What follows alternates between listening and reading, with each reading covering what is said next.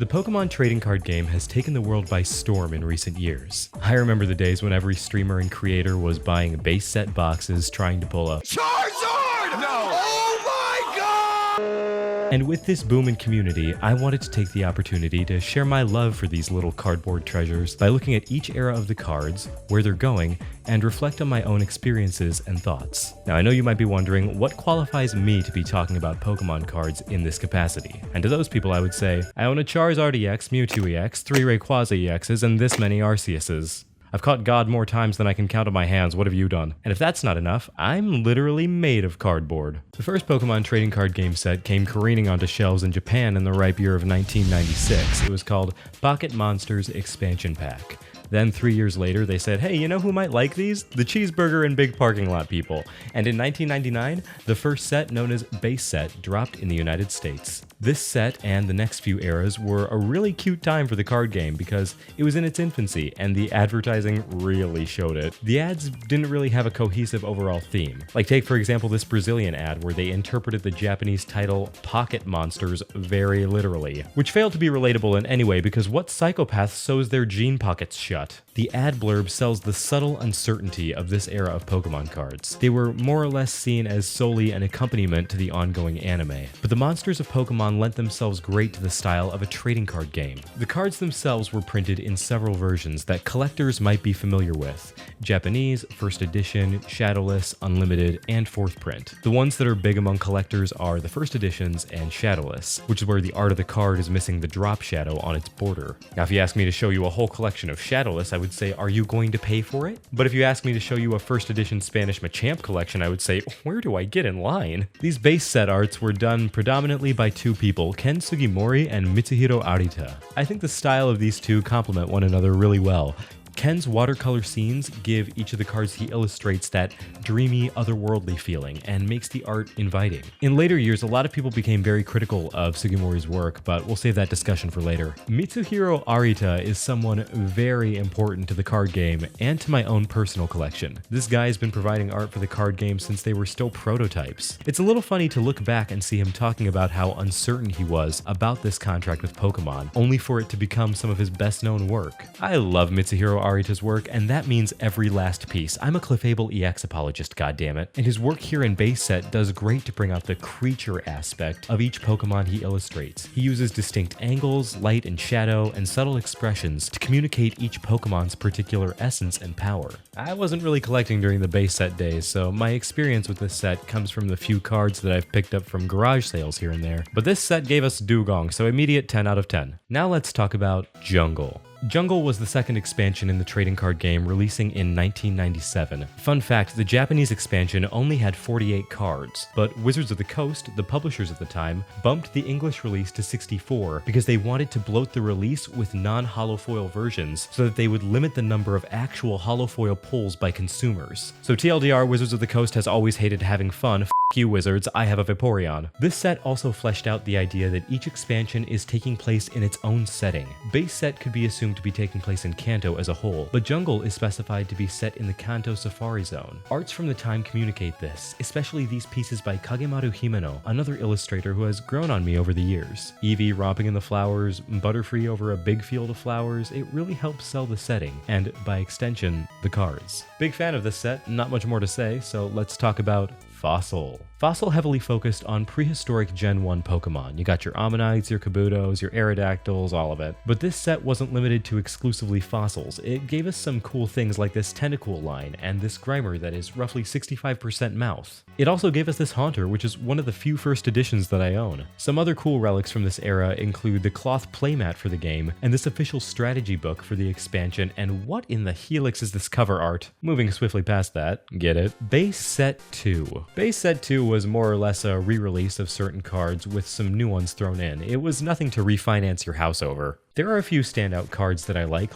this Keiji Kinebuchi Haunter, but the most interesting things from this era, at least to me, were the side merch. There was a 2-player CD-ROM set that came with 2 half decks to help people get into the games. And if you don't know what a CD-ROM is, ask your local millennial. They're just old enough to understand. There was also the Pokemon Made Simple book that was 149 pages long, the 2 covers make it 151, and it detailed all the commonly asked questions by parents and kids. This is a fun relic of its time because it was likely made to combat the rising opinion that Pokemon was somehow evil and ungodly because it made you fight creatures and blah blah blah. I would love to see God be as cool as a chubby Pikachu. In April of 2000, the Pokemon trading card game Game Boy game, try saying that 3 times fast, flew onto shelves, and this game is really special to me. I got a hold of a secondhand copy years down the line, and I've played it countless times since. The quirky little characters, the fun of collecting without the real-world consequences of debt, it has everything for me. The game and the set came at a perfect time because a new generation was on the horizon. But before we got to that, we have to talk about Team Rocket. Team Rocket was a big change for the card series. It introduced Dark Pokemon. Not the type, but the class. Dark Pokemon were Pokemon with lower HP, but usually more powerful attacks, and that were owned by Team Rocket. These Pokemon also had this cool black and brown gradient added to their art borders, and they're easily some of my favorites in the collection as a whole. Dark Hypno's haunting, eerie eye motif, Dark Dragonair and Dragonite both have a new edge, and Dark Gloom looks like he's stuck in the sulfur fields of hell, and Dark Golduck's art makes his jewel beam on his head look legitimately threatening. The Team Rocket expansion also introduced something that will become very important in later years: secret rares. The very first secret rare ever was a Mitsuhiro Arita Dark Raichu. I think this was a great introduction to secret rares. It gave you a special extra chase card, and the art on this Raichu does it justice. It's an Arita card. Did you expect some kind of slander? I flip for anything this guy does. He made a fucking Magnemite. God, is there anything this guy can't do? Some of the cool memorabilia from this time include theme decks named after Jesse and James's motto from the anime, and a Team Rocket 3-ring binder. This has become a white whale in my collection, and a difficult one at that, as one of these bad boys will run you around $300 US today. All in all, an amazing set and time for the card game. I have a lot of cards from this set, and I definitely have a lot of love for it. And I also love Gym Heroes. Muck, you've got a brand new look. New cards, new strategies, new trainers. You just can't take your eyes off them. Gym Heroes expanded on the naming scheme of Dark Pokemon and introduced trainer class Pokemon. The theme of the expansion being that the Kanto gym leaders are providing you their Pokemon to battle with. Specifically the first 4 leaders, Brock, Misty, Lieutenant Surge, and Erika. Another very direct tie-in to the ongoing anime. Not all of the available Pokemon were directly anime canon or game canon, but the idea of having a gym leader's Pokemon was a very cool concept. I wish that some of these cards were directly canon to the games or anime. There were 2 cool Misty promos, including Misty's Seadra, which was incorporated into the set, and Misty's Psyduck. Gym Heroes was one half of the Gym Leaders line. It was followed by Gym Challenge. Fun story, the logos of Gym Heroes and Challenge combined to make a full stadium. This is some of the strongest continuity in all of Pokemon history. I'm still not convinced they did it on purpose. Gym Challenge continued the line of gym leaders with Koga, Sabrina, Blaine, and Giovanni. Both Gym Challenge and Heroes had decks inspired by each gym leader. Some very cool cards came out of this era: Sabrina's Venonat, Giovanni's Machoke. I can definitely see the novelty of the Gym Challenge and Heroes set, and I hope to own both of these in full sets one day. This was also the end of exclusively Gen 1 Pokemon as we move on to the Neo era, which begins with Neo Genesis. Neo Genesis introduced 60 new Pokemon from Pokemon Gold and Silver and 4 nipples that had to be censored in the US. Yeah, so in addition to adding the Dark and Metal types to the TCG, as well as baby Pokemon and tool cards, Neo Genesis had a trainer card called Moo Moo Milk, which is an item that restores health in the mainline games. The illustration on the Japanese art actually featured a graphic of Sentret feeding straight from Miltank's Miltits, so the graphic had to be censored in the US to some milk bottles. My spread from this collection is surprising to look back on. I've got Feraligatr that's seen a lot of love, Ledian, a first edition Jumpluff by Atsuko Nishida, and easily my favorite of the set is this Lugia by Hironobu Yoshida. This was a strong start for the Neo era that only got stronger as we hit Neo Discovery. Based off the Ruins of Alph from Gold and Silver, this set brought some really cool visuals and themes to the TCG. I've always loved the idea of lost civilizations and ruins to explore. It's part of why I love the game Shadow of the Colossus so much. So the idea of having a set with a similar motif had me hooked. I didn't get the chance to do much collecting for this one prior to this video. I do have this cute little Corsola and Polyrath to show, but this set has some expensive and sought-after pulls. There's a sad lack of memorabilia and promos I could dig up for this set. Pretty much all we got were these theme decks, but the art for them is pretty cool. Next we had Neo Revelation. This set has some of the coolest packaging so far. The legendary dogs against the backdrop of an ancient temple, and Misdreavus? Neo Revelation gave us a couple cool variant arts for the legendary dogs, Entei, Raikou, and Suicune, as well as some cool takes on Lugia and Ho-Oh by Ayakusube. Neo Revelation also gave us the first Shining Pokémon. The first time shiny Pokémon were featured in the TCG, Shining Magikarp and Shining Gyarados, likely inspired by the shiny Gyarados you could catch in the Lake of Rage in Pokemon Gold and Silver. The value of these and other Shining cards has only matured, and a big goal of mine is definitely to own a full set of these guys. We're almost ready to say goodbye to the Neo era, ending it with Neo Destiny. It introduced light Pokemon as a counterpart to dark Pokemon. 8 new shining Pokemon? Are you kidding me? Hey Hotbox, why did you miss work today? 8 new shining Pokemon. Hey Hotbox, why did you drop out of college? 8 new shining Pokemon. Hey Hotbox, why didn't you pick up your child? What part of Shining Celebi do you not understand? One of these I own is Shining Steelix, and in person, you can see the effect on these is really cool. They look like they're actually golden and shining. Neo Destiny was a great send-off to a generation. The light Pokemon are so cute and friendly, and some of them, like Light Arcanine, are absolutely stunning. And as we say goodbye to the Neo generation, we say hello to the short-lived but glorious e-reader era, starting with Expedition.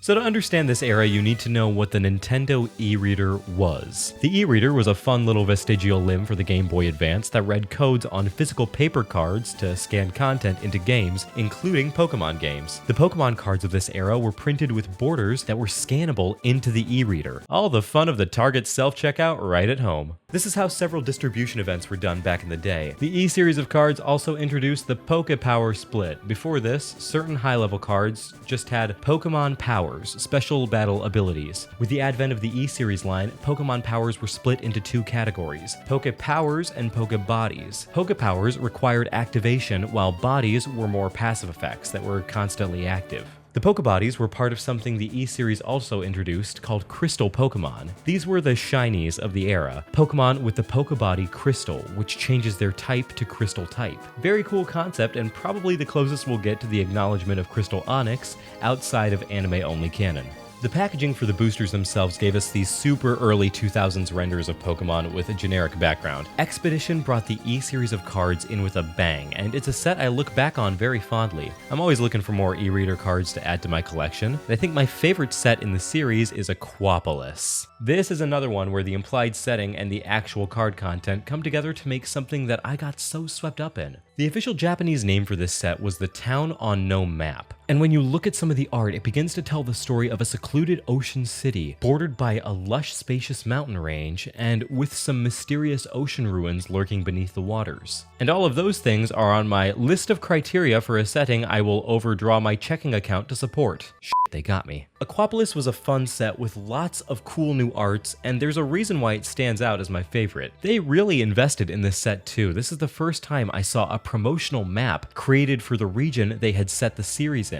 If anyone has one of these, please get in contact with me. I would love to see it. The E-series era was a lot of fun, and it hurts that it was so short-lived, because the next expansion is the last. Skyridge. Skyridge was the last set ever handled by Wizards, and it was certainly a hell of a send-off. The implied setting is this massive mountain. I'm presuming the one that's outside of Aquapolis on the map. Many arts display the Pokemon rushing through canyons, crevices, or just generally silhouetted against a mountain backdrop. Tons of new Crystal Pokemon too, including some of the more iconic and expensive ones to this day. Crystal Ho-Oh, Charizard, Mitsuhiro Arita Crystal Celebi? So why did you rob this bank? Mitsuhiro Arita Crystal Celebi? Oh take the money. Skyridge is a great way to close the E-series, and as much as I hate to see it go, I love what's coming next even more. Buckle up, bitches, bros, and non-binary hoes. A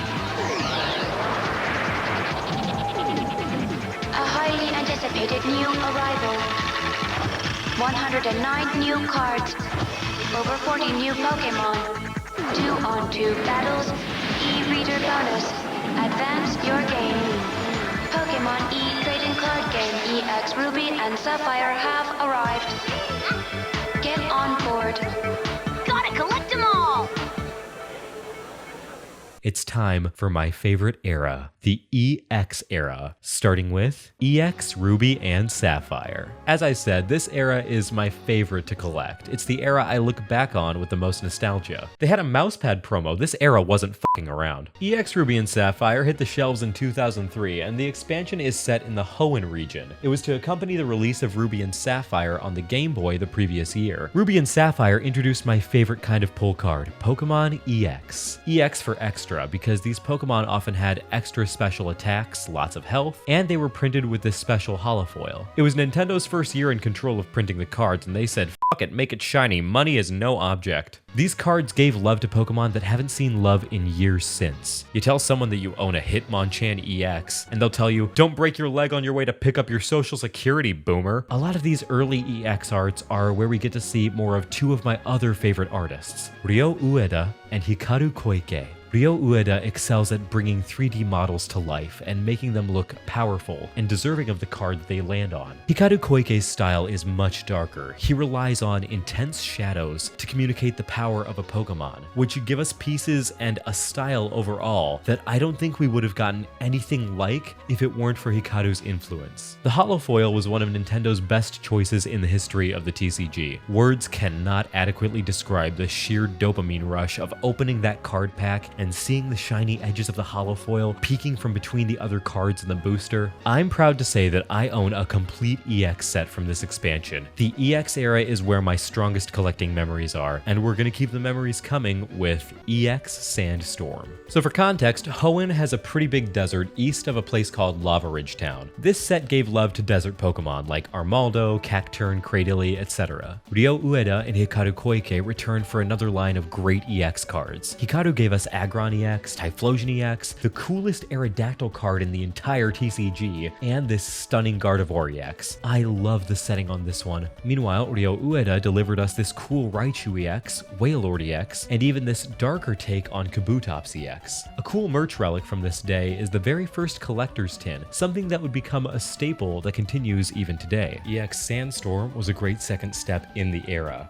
and it was about to be followed by one of my favorite sets from this era, EX Dragon. The EX Dragon expansion, a line that gave love to dragons. Kingdra, Dragonite, Rayquaza, Muck? Yeah, canonically, Muck stands alongside these guys. One of these things lives in the ozone layer, and the other lives in a Pittsburgh sewer. The boxes for the promotional decks changed in this era to now be more of a trapezoidal prism. That's a big word for Elmo. The expansion also brings us the first secret rares of the era, a Charmander evolution line with a special Mitsuhiro Arita Charizard piece. The packaging on the boosters changed as well. We're no longer seeing basic Sugimori arts on backgrounds. Instead, we're getting actual fleshed out art with settings and perspective. This worked out great, especially for the next expansion on the horizon. EX Team Aqua versus Team Magma. I find some of the most experimental art came in this expansion. There were lots of new 3D artists doing pieces for all of the new trainer Pokemon. So many of these cards just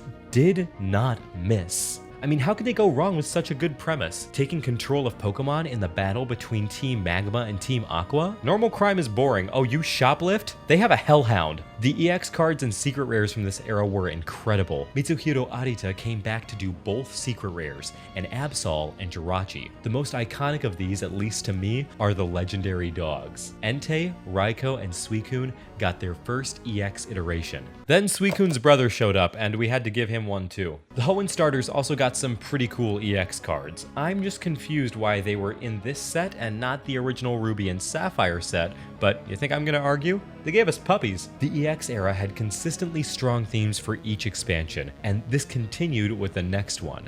EX Hidden Legends. This expansion was centered around the legendary titans Regice, Regirock, and Registeel. This was also where the E-Series dot code strips finally came to an end, and the bottom borders of the cards started making use of all that new real estate. This set gave plenty of love to Hoenn Pokemon, but the meat of the set is in the EXs, because it's here we get to see a design that has only been featured a few times. Cracked Ice Hollow. Mitsuhiro Arita dabbled in 3D to give us this stunning Regi trio, and the Cracked Ice Holofoil makes them feel all the more special. These cards screamed Legendary Titan. Some other cool EXs from from this era include Ninetales, Groudon, and Kyogre, and a secret rare Groudon that was also done by Arita. The art on these packs was getting better and better. You could really see they were getting more comfortable fleshing out this packaging and really coming into their... Jesus Christ! EX Fire Red and Leaf Green. What they did to Charizard in this expansion should qualify as a war crime. For such a sought-after set, this art style was such a choice. So when Pokemon Fire Red and Leaf Green released in January of 2004, Pokemon said, shit, we could be making more money off this. And in August of that same year, we got EX Fire Red and Leaf Green. A lot of love for Kanto Pokemon here, and some chase cards that have lasted throughout generations. The Kanto starters got an iconic EX trio. Gyarados and Gengar both got excellent arts, and the Cracked Ice Hollow returned for its second time for the Elemental Birds. Articuno, Zapdos, and Moltres got a secret rare trio. And when I tell you I searched for these harder than I searched for jobs, while the style of this age was a horror show, the cards from this era are some that I look back on the most fondly. But if we want to talk about chase cards, then we need to talk about EX Team Rocket Returns. Team Rocket blasted off at the speed of light, saw what rent prices were like up there, came back down, and hit us with one of the most expensive sets to fully complete to this day. The EXs from this era, of all of the Rocket versions of legendary dogs, birds, and Mewtwo, mean that trying to buy the cards these days is... And if you weren't in enough debt, they also introduced Gold Star cards, which are even more... I've sworn to myself that I'll complete this set one day, and complete all of the gold stars too, but for now, I'll just enjoy that it gave us Jesse and James theme decks. Okay, I can't keep lying to you. They didn't put all the dogs in this set.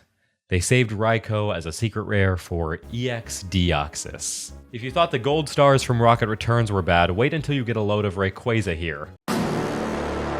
It's funny how I remember that this set flew under a lot of people's radar. Shops had trouble selling this expansion, which just meant more for me. With a whole expansion themed around a cosmic alien, how could I not be in love? How could I not enjoy seeing more Pokemon get the EX treatment? How could I not get unreasonably angry that they put Deoxys' final form in the next expansion? So TLDR, we got a cool binder. Go next. EX Emerald. Pokemon Emerald came to shelves late 2004, and Pokemon's capitalism senses were tingling. Emerald was another one of those awkward sets that I felt went really underappreciated. There were some really cool chase cards from here. Deoxys EX Speed Form was finally here, and man, do these cards look great together. Cacturne EX, Camerupt EX, secret rare Farfetch'd by Masakazu Fukuda, the same guy who does all the gold stars. And after Nintendo hit their quota for fucked up art of Rayquaza for this quarter, they moved on to EX Unseen Forces. This was one of the pricier sets to try to complete, mainly because the Pokemon trading card game was in a bad lull around this time. Which is a shame, especially for this set, as this is where we got some incredible chase cards. All of the legendary dogs got gold star cards. There were 2 secret rare EXs and an updated special reverse holo pattern. This Pokeball pattern was so cool, and I don't see how they scrapped this for the modern reverse holo equivalent. I wasn't able to collect much during this time, but I've made up for it in my adult years by chasing a complete set. We're getting closer to the end of the EX era, but up next we have EX Delta Species. Why wasn't this a full game? Or at least a spin-off game, because Delta Species are one of my favorite additions to the card game and to Pokemon lore in general. Let me explain. The Delta Species expansion is based in the region of Hoenn, home of scientists who conduct research on Mew and strange new Pokemon. These Pokemon have been altered by a wave of electromagnetic radiation produced by an experiment gone awry at Hoenn Labs. The result was a new species of Pokemon called the Delta Species. These new Pokemon possess different types than their usual species. You got a Starmie? Well, some metal to it. This was such a unique concept and a little dark even for Pokemon. The idea of the actions of humans having such a profound effect on the Pokemon of a region that they literally alter their DNA and create a new bastard species? Fuck yeah, I'm a kid and I love freaks of nature. Chase cards were still relatively sparse in this era. We got an Evolution EX trio, a few gold stars, and a secret rare Azumarill. These were definitely cool, but I think Delta Species did a great job introducing the Hoenn region and establishing the setting for future expansions. Future expansions like EX Legend Maker. Continuing the setting of Hoenn, this expansion was set in the Mirage Forest, a densely forested part of Hoenn where Mew is said to reside. I'm in love with the Legend Maker packaging. The stone temple accents give such a mystic, ancient feeling to this whole expansion. A forest full of powerful Pokemon, all of them hiding the ancestor of all Pokemon. It's a concept that really draws you in, and if it doesn't, then that's okay, but recent studies do conclude that you are boring as fuck. The chase cards for this era were so funny. Hey, you know who's really sick? The possessed sock puppet. Yeah, give him a card. The Reggie trio got gold star cards this go around. You may have noticed that Delta species were missing from this expansion. That's because they were on the way to returning in EX Hoenn Phantoms. Hoenn Phantoms was set south of the main city of Hoenn and the research tower. This set was dark. It was edgy. I'm talking fire type Kingdra edgy. You know Rayquaza, the dragon? You, he's made of water and metal now. He listens to traitors. Some of the best Delta species came out of this era. If Delta species was the foundation, Hoenn Phantoms was the beginning of the rest of the house that the EX era would come to an end in. And Hoenn expanded with EX Crystal Guardians. Where's my astrology and crystal girlies at? We got so many shiny stones, I'm realigning chakras from here to Portland. Crystal Guardians had such a gorgeous aesthetic. The theme of setting an expansion on a mysterious island in Hoenn, where crystals are creating Delta species Pokemon, is so unique and provides for some stunning scenery in the card art. The EXs from this era were top-notch. We got love for the Hoenn starters, Jirachi, and my god, the packaging. I was into this set. It was definitely on my list to complete. Expansions like this just make me wish that Hoenn had been a mainline region even more. The landscape of Hoenn is so unique, and I would love to get to walk around some of these places for hours in a full fleshed out setting. Hey, how do you make islands with mutated Pokemon even cooler? Fucking dragons, that's how. EX Dragon Frontiers. This was the ultimate EX era set. Am I biased because I love dragons? Maybe, but talk to me when you have wings and can shoot a hyper beam. This is the penultimate EX era set.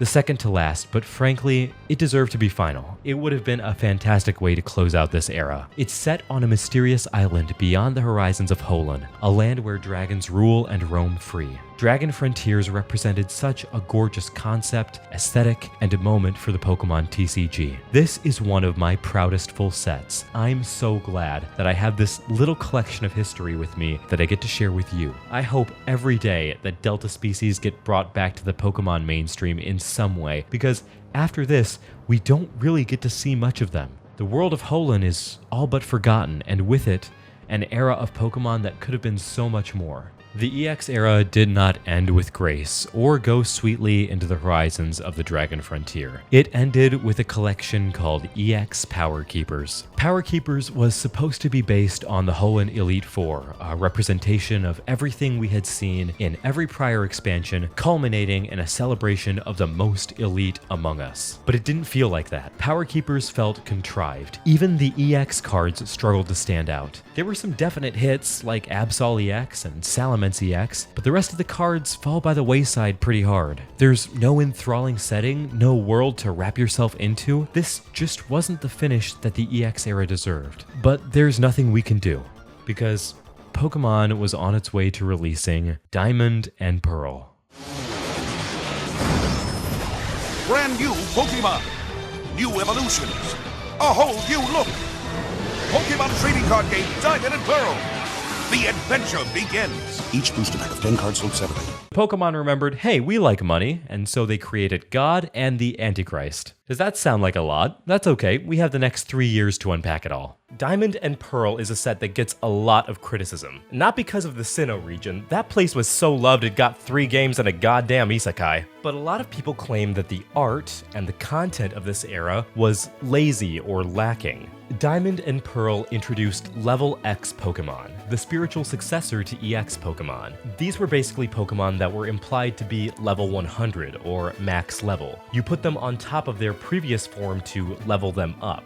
They could use any Poke Powers or bodies and moves from their previous form. I know these were implied to be Pokemon that you train to their ultimate form, but it's funnier to think that a trainer shot up a monkey with steroids and then sent it to fight. I have to say, I expect inaugural lines of a series to hit harder than something like this. Sure, it felt fresh and new at the time, but looking back, this set was missing a lot of soul that was present in other initial lines. It's important to come out swinging with a line that's supposed to set a precedent of cards for the generation, and Diamond and Pearl had Sugimori Onyx. Even better branding of the name could have helped. In Japan, the set released as Space-Time Creation. That sounds way cooler than a couple of rocks. There were definitely standout cards from this line, like this Kagemaru Hime no Machamp, but so much of this set fell by the wayside. Level X cards didn't seem to be hitting the way the old Holofoils or EX cards did. Diamond and Pearl did not make a good first impression, so the onus was on the follow-up expansions to leave a mark.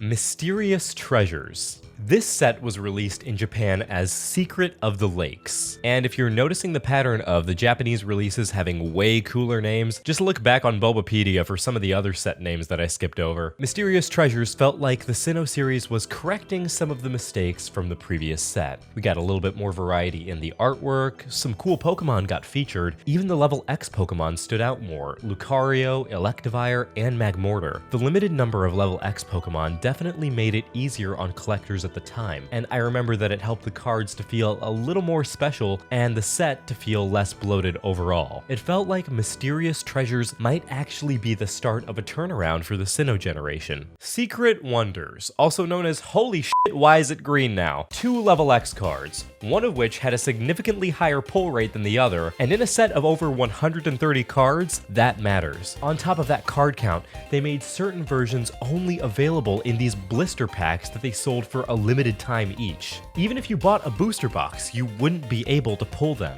These blister and tin promos always seem to ride the line of being lost media, at least to me. They're these cards that people take for granted because they're giving them out as a packaged bonus, but it feels especially empty once they're gone. Secret Wonders undid all of the good momentum that Mysterious Treasures began to salvage. It was clunky, it was bloated, and it was visually unimpressive. There were some strong sets that followed, but at least in my opinion, Secret Wonders set the Diamond and Pearl line back significantly. So Diamond and Pearl was like a small cut. Mysterious Treasures was like a band-aid. Secret Wonders was like a hernia. Great Encounters was like a life-saving surgery with a slim margin of survival. It was necessary. There needed to be something to pull back the Diamond and Pearl line. The marketing shifted back to focusing on the box legendaries, as well as the mythical Pokemon Darkrai and Cresselia. In my opinion, this was an incredibly smart move. Pivoting from Magmortar and Electivire as the poster Pokemon made the packaging and advertising stand out way more. Dialga, Palkia, Cresselia, and Darkrai all got their own level X's in this expansion. They got lovingly, visually impressive arts delivered by Ryo Ueda and Shizuru, who would become a more frequent name as the level X area continued. A big premise,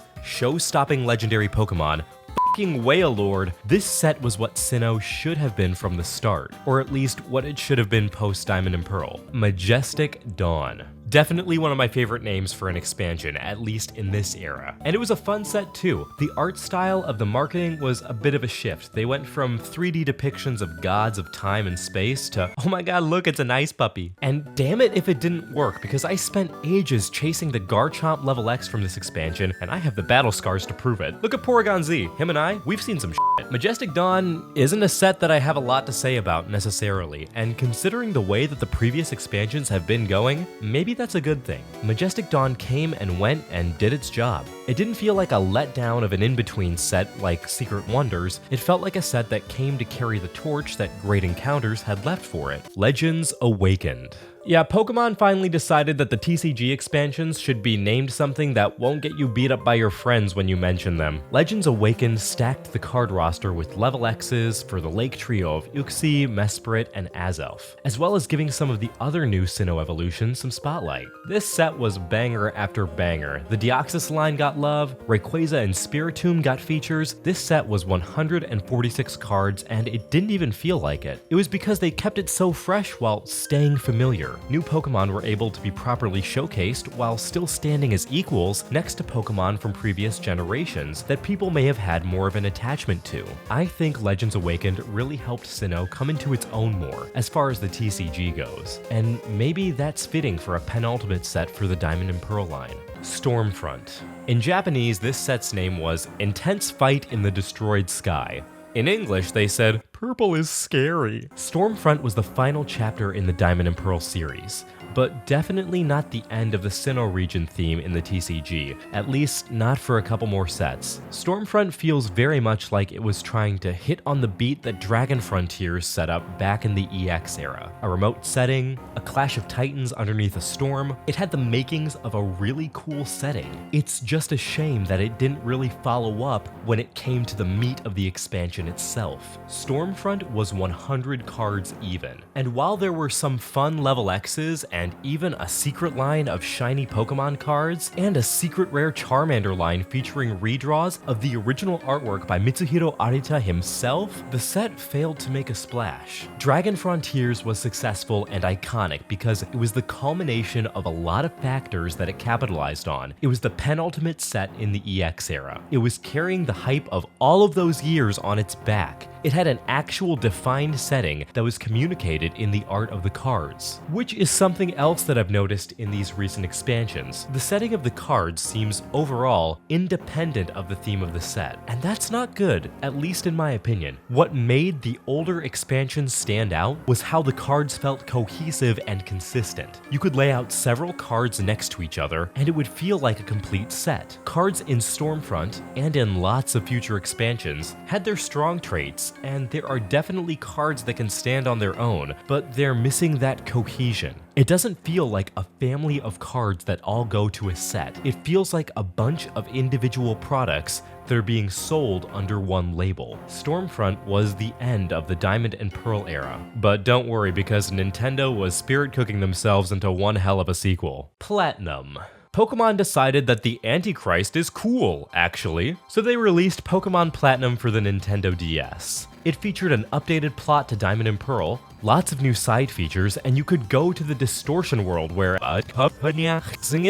Platinum was the beginning of an incredibly fun moment for the TCG. Platinum, as a subset of the Sinnoh era, was like the Gym Heroes era of the original TCG. It was the beginning of trainer Pokemon returning. Team Galactic was heavily featured throughout the early era of Platinum. Later on, Frontier Brains, Elite Four members, and even Champion Cynthia would all get special Pokemon. These were labeled as SP on their card, along with a unique symbol in their name to denote their owner. Team Galactic's Pokemon were striking and dark, just how they should be. Team Galactic were remarkably dark villains when you look at them in the big picture. Team Rocket ran a casino and tried to steal some Pokemon. Cyrus and Team Galactic dropped a bomb in a national wetland and tried to rip apart the space-time continuum. So who are the real bad guys here? Platinum got some amazing level X's. We got Team Galactic's Dialga and Palkia, Giratina, Shaman, and more. Platinum was the breakout line that Diamond and Pearl should have been. It set a great pace for the future of the TCG. Rising Rivals. Rising Rivals had Hidden Pikachus, Volkner's Depression, and Uppers. This is a kid's game. Rising Rivals was the next big showcase of trainer Pokemon. The Elite Four and Sinnoh's gym leaders were in the spotlight here. Plenty of standout cards and fun little bonuses that I don't see a lot of people discuss, like these secret rare Rotom cards for instance. You see, Pokemon Platinum gave the Pokemon Rotom several new forms that it could change into. There was a mini series of cards labeled RT 1 through 6, featuring these forms in the special Cracked Ice Hollow pattern. I'll take any excuse for more Cracked Ice Hollow, and I love secret cards, especially around this time. You have to remember, this was 2009. The internet was still relatively young, and so was I, so the concept of camping for card list leaks from Japan was definitely not something that my paste-eating kid brain thought of. So to open your pack and to see those cards with that special gold border was such a surprise. Having all the information in the world constantly on demand is fun, but it definitely counteracts those organic surprise moments that you got back then. Supreme Victors. Supreme is right because this set was fantastic. One of these hits with the force of 1,000 suns and blindsides you in a life-changing manner, and the other is a Scarecrow. 147 cards. 150 counting the secret rare Kanto Bird Trio, which was an amazing callback to the original sets. 153 counting shiny Pokemon cards, and there were some stunning cards to find. And the level X's were off the hook. Charizard, Rayquaza, Garchomp. This set just felt cool, and sometimes that's what's most important. The set was a fun novelty. The gimmick of champion and gym leader Pokemon gave them that little extra edge. Combine that with a lot of them being fan favorites, and this set was a landmark in the series for sure. Platinum Arceus. Platinum Arceus was a fantastic send-off to the Sinnoh line, but the crown jewel of this expansion was the AR secret line. As you can probably guess, the AR line was a line of Arceus cards that, when lined up next to each other, created this really cool pattern. For once in a long time, it felt like the TCG was actually taking the theme of the overall set and incorporating it in new and innovative ways. This Arceus foil is unlike anything else they've ever done before. I love the concept of cards that look like they form one giant mosaic, but there was something else on the horizon, something new and yet familiar. So Pokemon saw the success of a sequel/remake with Pokemon Platinum and thought, wait, so we can just release the same thing? And people will buy it again? Well, some people will, but you'll have to do something new eventually. Get me the region with a bisexual in a cape. 12 million copies sold. And so, to accompany the Johto region remakes, the TCG updated. Another big change was the removal of Level X Pokemon. They were now Pokemon Legend cards, which were special 2-card full arts, and Pokemon Prime. Prime cards kept the holo foil and put the Pokemon's name in gold to signify its Prime status. I usually signify my Prime status by paying too much money each year. These cards were edgy. They opted for a lot of low angles to make the Pokemon seem intimidating, but they all look a little goofy to me. Scizor looks like a real edgelord, Ursaring looks like he would offer kids a cigarette, Mew has fetal alcohol syndrome, and Dragapult is f***ing baked and didn't share with any of us. I'm not a fan of this gimmick, but I do think some of them are cool. I remember genuinely trying to get into it when I was collecting this era. I really pushed myself to overcome what I was feeling and come around to these cards the same way I did with Level X or EX Pokemon, but something wasn't the same. HS Unleashed. This expansion was supposed to set the pace for the future of the HS era. That's like asking a guy with a broken arm if he can set a quick record at the javelin throw. This set has a lot of nerve involving Tyranitar and something this underwhelming. The legendary dogs got legend prints, which are definitely cool. It's also nice to see splashes of Johto throughout the arts of these cards. It feels like they're at least trying to tie everything together, even though it is fairly weak. HS Undaunted. Undaunted was the third and penultimate expansion in the HS era. Did that seem like it went by fast? Gee, I wonder why the set with no strongly established gimmick, a very limited setting, and an overall weak presence ended up flopping before the calendar year was even over. Weird. HS Undaunted burst onto the scene like a wet fart, and it was more or less curtains for the HS card line at this point. Pokemon Black and White were soon to release for the DS, and the card game would need to update to accommodate them. HS Triumphant. Triumphant was supposed to be the closeout to our journey with the HeartGold SoulSilver set, giving us more hype, fun new arts, and Pokemon Prime. Instead, it just showed us that Weepinbell and Psyduck are illiterate. Flip a coin. Now that made it on not one, but 2 cards. 2 mass-printed cards. The only cool, memorable pull I have from this era is this Darkrai and Cresselia legend. I must admit, these cards, when put together, are definitely impressive. The art's color in person and the seamlessness of it creates such a cool effect. Now find me a binder that can display these, and I'll get you a release date for Silksong, since we'll both be looking for something impossible to find.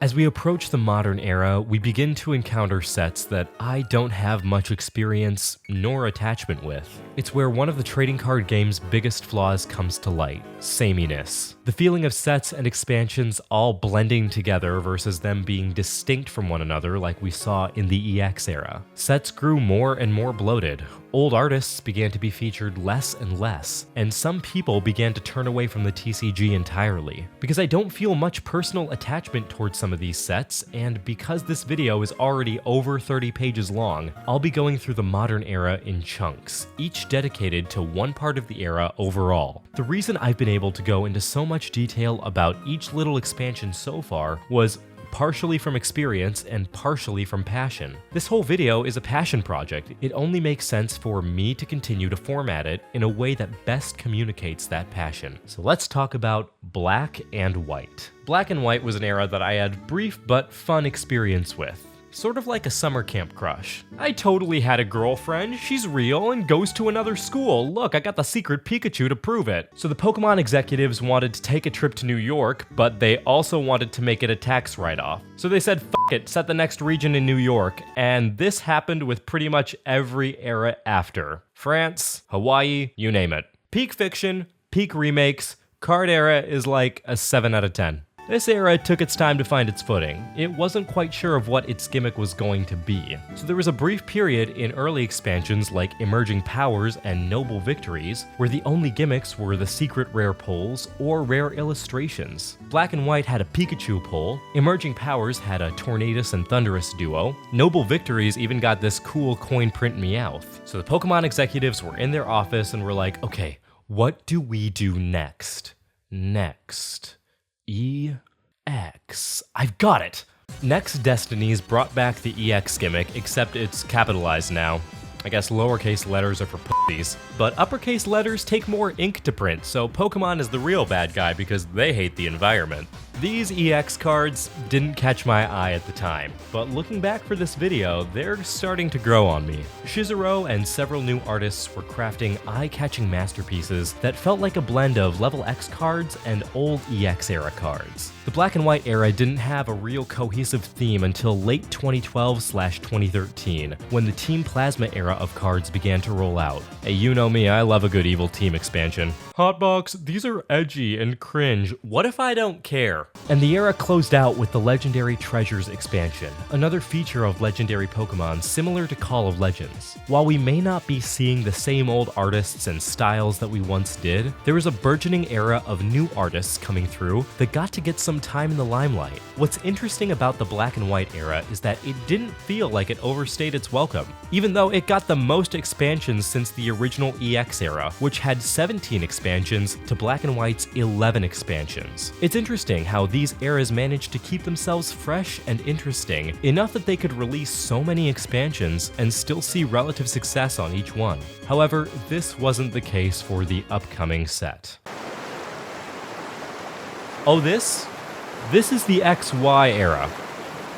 Get it? Cause it's watered down. Kalos era, or XY era, had 12 mainline expansions and 2 special subset expansions over the course of 3 years. So Pokemon released these games set in France. Not sure why, because Japanese people literally have a disease where people start having anxiety attacks when they get to Paris because of the culture shock. But it's also not exclusively Japanese people who experience this, so maybe Paris is just really fucking racist. It's unfair to call the XY era entirely watered down. It's not like there wasn't any soulful art in this generation at all, but by this point, it's safe to say that I hadn't been truly collecting since 2011, and nothing about this era was fresh enough to pull me back in. The cards didn't see any major changes as far as facelifts go. Initially, the biggest change was the new M variant of EX Pokemon to coincide with the Mega Evolution gimmick from the mainline Pokemon games. The EX gimmick looked here to stay, with nothing to break up its momentum. Wait, break? Pokemon Break. This was Pokemon's next leap. You thought EX was edgy?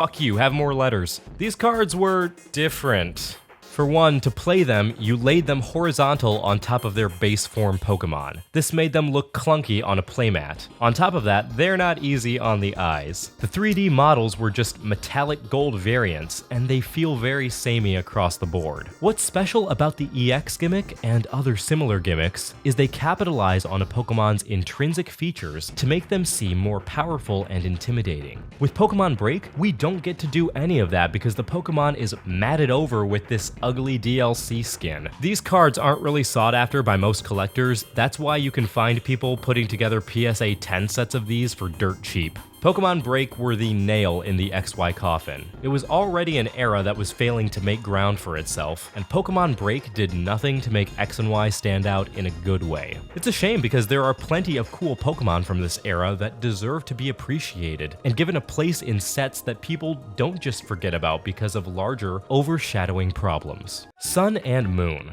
Sun and Moon released to generally positive reception. It had everything you could want: tropical islands, interdimensional wormholes, child abuse. They were cool games, I promise. Sun and Moon's gimmick was Pokemon GX, which stands for, God damn, we found another level of X to go to? Pokemon GX's deal was that they had these extra special GX attacks. You could only use one per game, but their effects were pretty devastating.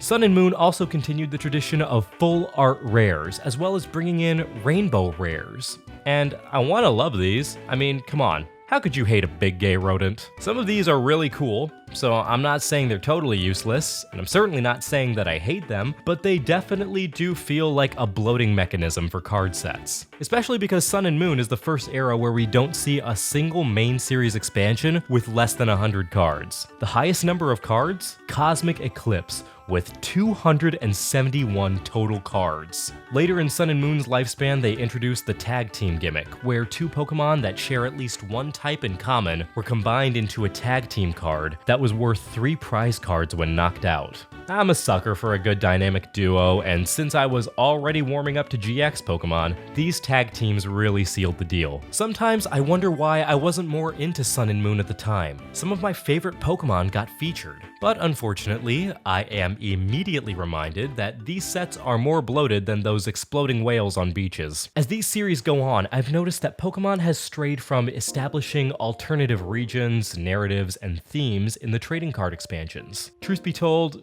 it hasn't been that way since the end of the EX series. Diamond and Pearl was the beginning of marketing that centered around the latest mainline games regions, versus establishing alternate regions like Hoenn. I can understand it from a marketing aspect. It's a tool to push fans towards the latest generation to increase sales on those games and merchandise related to them. It's so that they can show good numbers to their investors, keep getting funding to make more, blah blah blah. Just because I understand it doesn't mean that I can't hate it. I love it when the trading card game plays with the canon and regions. It gives it more of a draw. You're getting lore and content that you can't get in any other medium. Sun and Moon wasn't a bad era, but it's certainly not what I would call Pokemon's strongest era. However, it did feel like a return to stride for Pokemon at the very least, and we were coming up on a very interesting moment in modern Pokemon history. Sword and Shield. Sword and Shield released to a hard controversy by main series fans. I made a whole video talking about the broken aspects of Sword and Shield, but no one remembers that because we've been so battered by Scarlet and Violet that we look back on Sword and Shield with rose-tinted glasses. Sword and Shield said, "Oh, EX, that's too many letters, bruv." Pokemon V were full art cards that played roughly the same as the GX and EX Pokemon. Nothing really new, but it gave way for some fantastic pieces over the ages. There were also VMAX cards to coincide with the Gigantamax gimmick from the Sword and Shield games. We're getting dangerously close to inflation here. Later sets like Evolving Skies, Fusion Strike, Astral Radiance, and Lost Origin delivered incredible full arts that collectors and casual enjoyers alike were both chasing. There was, and still continues to be, real hype around these sets. Sword and Shield was the era where I came back to collecting. Late in the era, but better late than never. I might not have understood it at first, but I chalk that up to re-entering the TCG after years of being gone.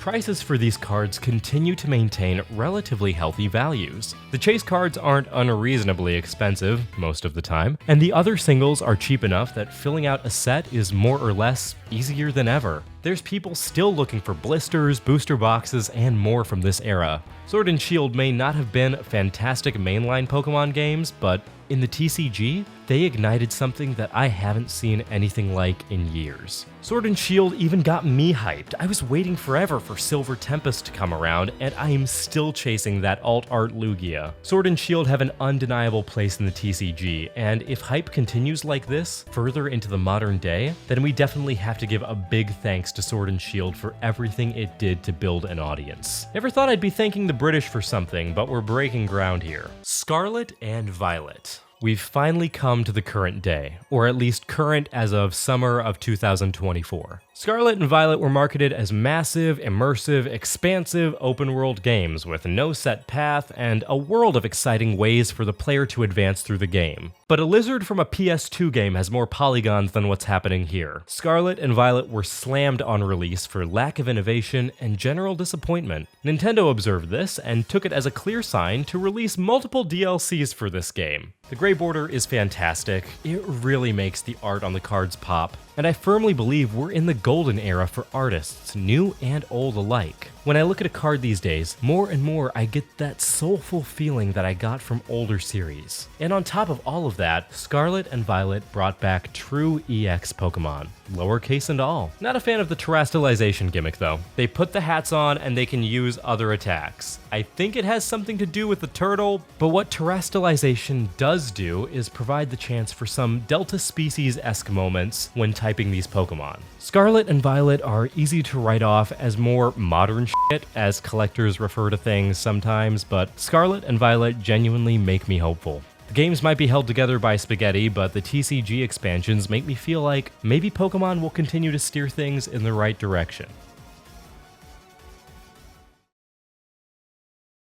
In conclusion, the Pokemon trading card game has come a long way, but there is still definitely room for improvement. It's good to see the TCG breaking patterns and trying to strike a balance between new and familiar. I don't think they're quite there yet, but they're definitely riding the line right now. They're on the cusp, and I feel like with a few good choices, they can push themselves back into a strong stride. They still need to focus on bloated card totals. Scarlet and Violet didn't do much to help that. Sets are still over 150 and 200 cards each.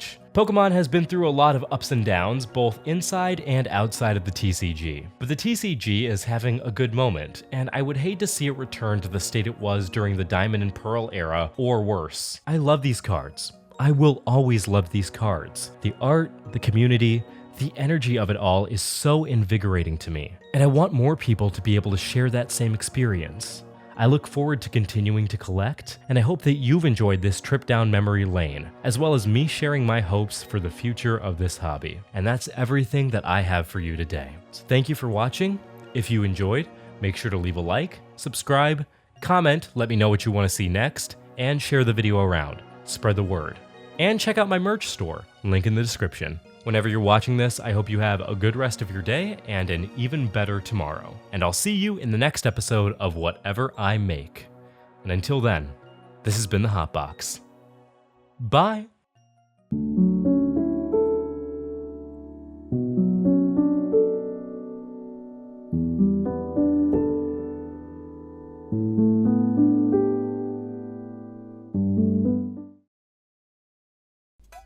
Whoops.